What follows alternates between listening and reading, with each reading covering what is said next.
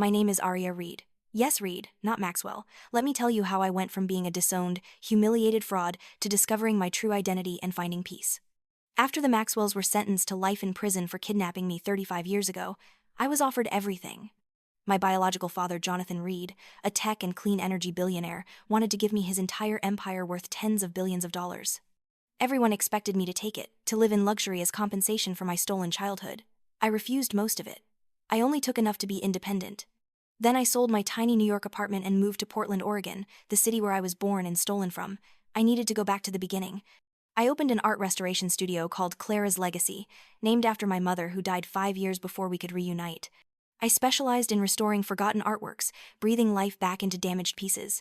It felt symbolic, healing broken things, just like I was healing myself.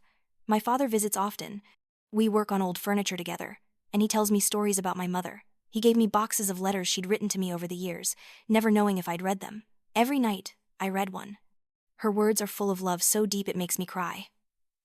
My darling Laya, one letter read, "Wherever you are, know that you are loved beyond measure.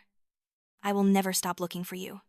When you come home, and you will come home, I want you to know that every moment without you was agony, but I never lost hope.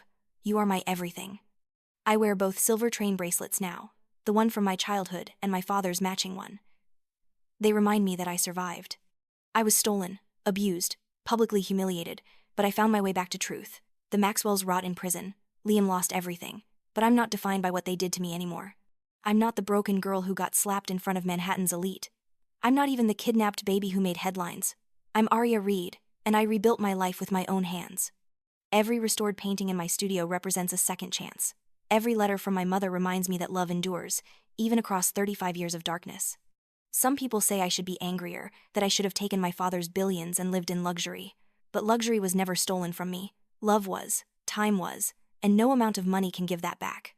So I chose meaning over money, purpose over revenge, peace over power. Want to hear more stories of survival and transformation? Click the link in the description. Because everyone deserves a second chance at life.